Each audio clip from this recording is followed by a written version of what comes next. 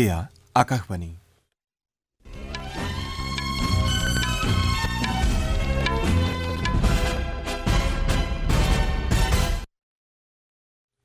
বাতৰি কৈছো মঞ্জিত গগৈয়ে এতিয়া প্ৰধান বাতৰিসমূহ হ'ল প্ৰধানমন্ত্ৰী নৰেন্দ্ৰ মোদীয়ে দিল্লী বিধানসভা নিৰ্বাচনৰ প্ৰাক মুহূৰ্তত দলৰ প্ৰচাৰৰ অংশ হিচাপে আজি নমো এপৰ জৰিয়তে বুথ পৰ্যায়ৰ কৰ্মীসকলৰ সৈতে মত বিনিময় কৰিব চৰকাৰে বেটি বচাও বেটি পঢ়াও আঁচনিৰ 10ম বৰ্ষপূৰ্তি উদযাপন কৰিছে ওড়িশাৰ মুখ্যমন্ত্ৰী মোহন চৰণ মাঝীয়ে ছত্তীশগড়ত মাওবাদী বিৰোধী অভিযানত সফলতা লাভ কৰা বিশেষ অভিযান গোট এছজিক প্ৰশংসা কৰিছে কলকাতাৰ ইডেন গাৰ্ডেন্সত আজি ভাৰত ইংলেণ্ডৰ 5খনীয়া টি20 ক্ৰিকেট শৃংখলাৰ প্ৰথমখন খেল অনুষ্ঠিত হ'ব আৰু ইণ্ডোনেছিয়া মাষ্টাৰ্ছ ছুপাৰ বেডমিণ্টন প্ৰতিযোগিতাত ভাৰতৰ পিভি সিন্ধুৱে আজি ভিয়েটনামৰ টিএল নগুৱেনৰ বিৰুদ্ধে খেলিব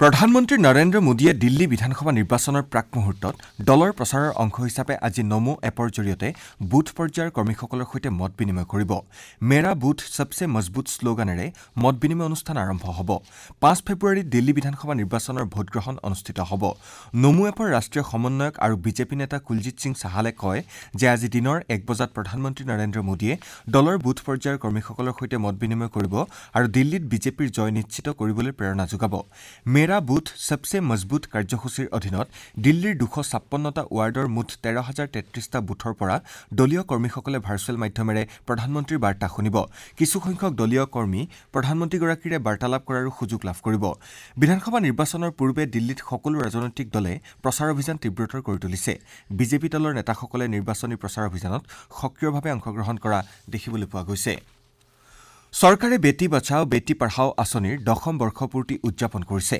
কন্যা শিশুক সুৰক্ষা শিক্ষা প্ৰদান আৰু সবলীকৰণৰ উদ্দেশ্যেৰে আৰম্ভ কৰা এই আঁচনিয়ে 10 বছৰ সম্পূৰ্ণ কৰিছে মহিলা আৰু শিশু উন্নয়ন মন্ত্ৰালয়ৰ এটা সূত্ৰই জনোৱা অনুসৰি আজি নতুন দিল্লীত হ'বলগীয়া বৰ্ষপূৰ্তি অনুষ্ঠানত সশস্ত্ৰ বাহিনী পেৰামিলিটাৰী বাহিনী আৰু দিল্লী আৰক্ষীৰ মহিলা বিষয়াসকলে অংশগ্ৰহণ কৰিব ছাত্ৰী আৰু অংগনবাড়ী কৰ্মীসকলকো বেটি বচাও বেটি পঢ়াও আঁচনিৰ বৰ্ষপূৰ্তি অনুষ্ঠানলৈ নিমন্ত্ৰণ জনোৱা হৈছে মন্ত্ৰালয়ৰ সূত্ৰটোৱে লগতে কয় যে এই আঁচনিৰ 10ম বৰ্ষপূৰ্তি উদযাপনৰ কাৰ্যসূচী আজিৰে পৰা 8 মাৰ্চলৈকে চলি থাকিব ৰাজ্য আৰু জিলা পৰ্যায়তো এই কাৰ্যসূচীৰ লগত সংগতি ৰাখি অনুৰূপ অনুষ্ঠানৰ আয়োজন কৰা হ'ব ওড়িশাৰ মুখ্যমন্ত্ৰী মোহন চৰণ মাঝীয়ে ছত্তীশগড়ত মাওবাদী বিৰোধী অভিযানত সফলতা লাভ কৰা বিশেষ অভিযান গোট এছজিক প্ৰশংসা কৰিছে এই অভিযানত 14জন মাওবাদীৰ মৃত্যু হয় বিশেষ অভিযান গোটৰ সদস্যসকলৰ বাবে এই সফলতা লাভৰ পাছতেই 8,000 টকাৰ পৰা 25,000 টকালৈ অতিৰিক্ত ভাত্তা বৃদ্ধি কৰা হৈছে অভিযানৰ সময়ত জোৱানসকলৰ সাহস আৰু নিষ্ঠাৰ স্বীকৃতি স্বৰূপে এই সিদ্ধান্ত লোৱা হৈছে সামাজিক মাধ্যমৰ এটা পোষ্টত ওড়িশাৰ মুখ্যমন্ত্ৰীৰ কাৰ্যালয়ে জানিবলৈ দিছে যে নোৱাপাৰা জিলাৰ সমীপৱৰ্তী কুলাৰীঘাট অঞ্চলত যৌথ অভিযান চলোৱা হৈছিল মুখ্যমন্ত্ৰী মোহন চৰণ মাঝীয়ে অভিযানত অংশগ্ৰহণকাৰী জোৱানসকলক অভিনন্দন জ্ঞাপন কৰিছে বুলি কাৰ্যালয়ে জানিবলৈ দিছে ভৱিষ্যতে ওড়িশাত নক্সাল বিৰোধী অভিযান অধিক তীব্ৰতৰ কৰাৰ পৰিকল্পনাৰ কথাও মুখ্যমন্ত্ৰীগৰাকীয়ে প্ৰকাশ কৰিছে ওড়িশা আৰক্ষীয়ে প্ৰকাশ কৰা তথ্য অনুসৰি নিহত 14জন মাওবাদীৰ ভিতৰত চিপিআই মাওবাদী গোটৰ 5গৰাকী মহিলা সদস্য আৰু চালাপতি নামেৰে পৰিচিত ৰামচন্দ্ৰ নামৰ এগৰাকী কেন্দ্ৰীয় সমিতিৰ সদস্যও আছিল ওড়িশাৰ বিশেষ অভিযান গোট ছত্তীশগড় আৰক্ষী আৰু কেন্দ্ৰীয় সংৰক্ষিত আৰক্ষী বাহিনীয়ে এই যৌথ আন্তঃৰাজ্যিক অভিযান চলাইছিল কেন্দ্ৰীয় পথ পৰিবহণ আৰু ঘাইপথ মন্ত্ৰী নীতিন গাডকাৰীয়ে কালি গোৱাত কেইবাটাও ঘাইপথ প্ৰকল্প উদ্বোধন আৰু আধাৰশিলা স্থাপন কৰি দেশৰ নামত উৎসৰ্গা কৰে গোৱাত উপস্থিত হৈ কেন্দ্ৰীয় মন্ত্ৰীগৰাকীয়ে কয় যে এই প্ৰকল্পসমূহে ৰাজ্যখনৰ নদী পৰ্যটন আৰু আমদানি ৰপ্তানি খণ্ডৰ উন্নয়নত বিশেষ অৰিহণা যোগাব কেন্দ্ৰীয় মন্ত্ৰীগৰাকীয়ে গোৱাক প্ৰদূষণমুক্ত আৰু দুৰ্ঘটনামুক্ত কৰিবলৈ গোৱা চৰকাৰক বিশেষ আহ্বান জনায় ঘাইপথসমূহৰ কাষত গছপুলি ৰোপণৰ সুযোগ ল'বলৈও কেন্দ্ৰীয় মন্ত্ৰীগৰাকীয়ে গোৱা চৰকাৰক পৰামৰ্শ আগবঢ়ায় উত্তৰ প্ৰদেশত চলি থকা মহাকুম্ভ মেলাৰ মাজতে আজি প্ৰয়াগৰাজত উত্তৰ প্ৰদেশ চৰকাৰৰ এখন বিশেষ কেবিনেট বৈঠক অনুষ্ঠিত হ'ব উত্তৰ প্ৰদেশ চৰকাৰৰ 54গৰাকী মন্ত্ৰীকে এই বৈঠকত অংশগ্ৰহণ কৰিবলৈ আহ্বান জনোৱা হৈছে মুখ্যমন্ত্ৰী যোগী আদিত্যনাথৰ অধ্যক্ষতাত আজি দুপৰীয়া অৰাইল অঞ্চলত এই বৈঠক অনুষ্ঠিত হ'ব বৈঠকৰ অন্তত মন্ত্ৰীসকলে মটৰচালিত নাৱেৰে অৰাইল ভিআইপি ঘাটৰ পৰা ত্ৰিবেণী সংগমলৈ যাত্ৰা কৰিব ইয়াৰ পাছতে মুখ্যমন্ত্ৰী আৰু মন্ত্ৰীসকলে পূজা অৰ্চনা আগবঢ়োৱাৰ লগতে ত্ৰিবেণী সংগমত স্নান কৰিব গাজাত পেলেষ্টাইনী সশস্ত্ৰ সংগঠন হামাছ আৰু ইজৰাইলৰ মাজত যুদ্ধবিৰতি আৰম্ভ হোৱাৰ পিছত এইবাৰ ম্যানমাৰত যুদ্ধবিৰতিৰ বাবে প্ৰস্তুতি চলোৱা হৈছে। দক্ষিণ পূব এছিয়াৰ সংগঠন আছিয়ানৰ তৰফৰ পৰা এই উদ্দেশ্যে কালি মালয়েছিয়াৰ প্ৰাক্তন বিদেশ সচিব উথমান আসিমক ম্যানমাৰ বিষয়ক বিশেষ দূত হিচাপে নিযুক্তি দিয়া হৈছে। ম্যানমাৰৰ সামৰিক চৰকাৰ আৰু সশস্ত্ৰ বিদ্ৰোহী সংগঠনসমূহৰ মাজত সংঘৰ্ষ বন্ধ কৰাৰ বাবে আছিয়ানৰ তৰফৰ পৰা আবেদন জনোৱা হৈছে। নতুন দিল্লীৰ ভাৰত মণ্ডপমত আয়োজিত ভাৰত মবিলিটি গ্লোবেল এক্সপো 2025লৈ দেশৰ সকলো প্ৰান্তৰ পৰা বৃহৎ হাৰত বাহন প্ৰেমীসকলৰ আগমন ঘটিছে। এই মেলাত বিদ্যুৎ চালিত আৰু পুৰণি সংৰক্ষিত বাহনসমূহ বিশেষ আকৰ্ষণৰ কেন্দ্ৰবিন্দু হৈ পৰিছে। আজি মেলাৰ অন্তিম দিন।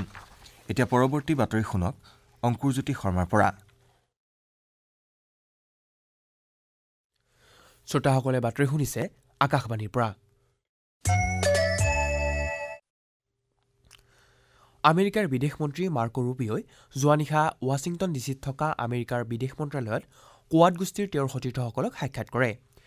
বিদেশ মন্ত্ৰীসকল ক্ৰমে ভাৰতৰ ডক্টৰ এছ জয়শংকৰ, জাপানৰ তাকেছি ইয়ায়া আৰু অষ্ট্ৰেলিয়াৰ পেনী ৱং এই সাক্ষাতত উপস্থিত থাকে। কোৱাড হৈছে সৰ্বাংগীন সুস্থিৰ আৰু সমৃদ্ধিশালী ভাৰত প্ৰশান্ত মহাসাগৰীয় অঞ্চল গঢ়ি তুলিবলৈ প্ৰতিশ্ৰুতিবদ্ধ ভাৰত, অষ্ট্ৰেলিয়া, জাপান আৰু আমেৰিকাৰ মাজত এক কূটনৈতিক অংশীদাৰিত্ব। ৰুবিঅই কাৰ্যভাৰ গ্ৰহণৰ প্ৰথম দিনাই কোৱাডৰ বৈদেশিক মন্ত্ৰীসকলক সাক্ষাৎ কৰি আমেৰিকাৰ বিদেশ মন্ত্ৰী হিচাপে নিজৰ কাম কাজ আৰম্ভ কৰে। আমেৰিকাৰ ৰাষ্ট্ৰপতি ডনাল্ড ট্ৰাম্পৰ শপত গ্ৰহণ অনুষ্ঠানত অংশগ্ৰহণ কৰিবলৈ কোৱাডৰ বিদেশ মন্ত্ৰীসকল ৱাশ্বিংটনত উপস্থিত হৈছে। ইয়াৰ পূৰ্বে কালি আমেৰিকাৰ উপ ৰাষ্ট্ৰপতি জে.ডি. ভান্সে মাৰ্কো ৰুবিঅক বিদেশ মন্ত্ৰী হিচাপে শপত বাক্য পাঠ কৰোৱায়।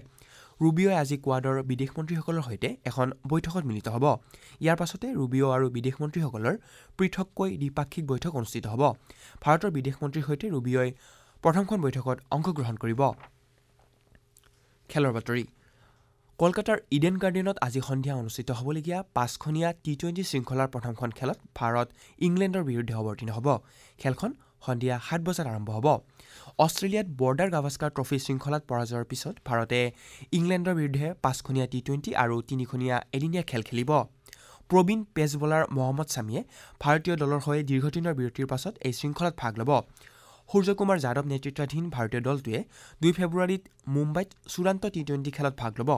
টি-20 শৃংখলাৰ পিছত 6 ফেব্ৰুৱাৰীৰ পৰা দুয়োখন দেশৰ মাজত এদিনীয়া শৃংখলা অনুষ্ঠিত হ'ব। জাকাৰ্টাত চলি থকা ইণ্ডোনেছিয়া মাষ্টাৰ্ছ ছুপাৰ 500 বেডমিণ্টন প্ৰতিযোগিতাৰ আজি মহিলাৰ ছিংগলছত ভাৰতৰ প্ৰবীণ ছাটলাৰ পি.ভি. সিন্ধু ভিয়েটনামৰ টি.এল. নগুয়েনৰ মুখামুখি হ'ব। খেলখন ভাৰতীয় সময়মতে আবেলি 4:40 আৰম্ভ হ'ব। পুৰুষৰ ছিংগলছত কিৰণ জৰ্জে প্ৰথম ৰাউণ্ডত কোৰিয়াৰ জিয়ন হায়ক জিনৰ মুখামুখি হ'ব। খেলখন আজি ৰাতিপুৱা 10:40 আৰম্ভ হ'ব। আনহাতে লক্ষ্য সেনে জাপানৰ টাকুমা ৱাইচিৰ বিৰুদ্ধে অৱতীৰ্ণ হ'ব। খেলখন সন্ধিয়া 7:10 আৰম্ভ হ'ব।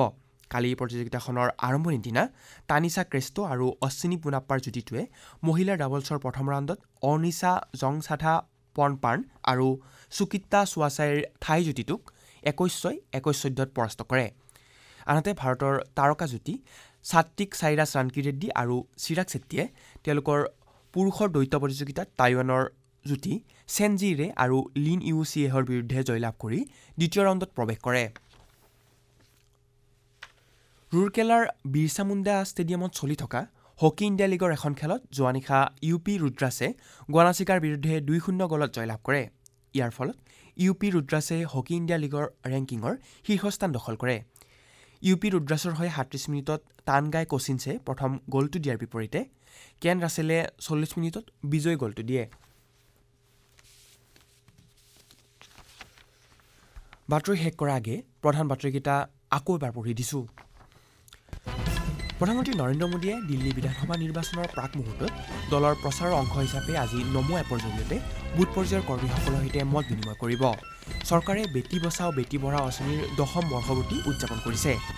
উৰিষ্যাৰ মুখ্যমন্ত্ৰী মোহন চৰণ মাঝীয়ে ছত্তীশগড়ত মাওবাদী বিৰোধী অভিযানত সফলতা লাভ কৰা বিশেষ অভিযান গোট SOGক প্ৰশংসা কৰিছে। কলকাতাৰ ইডেন গাৰ্ডেনত আজি ভাৰত ইংলেণ্ডৰ 5খনীয়া টি-20 ক্ৰিকেট শৃংখলাৰ প্ৰথমখন খেল অনুষ্ঠিত হ'ব আৰু ইণ্ডোনেছিয়া মাষ্টাৰ্ছ ছুপাৰ বেডমিণ্টন প্ৰতিযোগিতাত ভাৰতৰ পি.ভি. সিন্ধুৱে আজি ভিয়েটনামৰ টি.এল. নগুয়েনৰ বিৰুদ্ধে খেলিব। আমাৰ এতিয়া বাতৰি ইমানতে হ'ব। পৰৱৰ্তী বাতৰি 7:55 শুনিবলৈ পাব। নমস্কাৰ।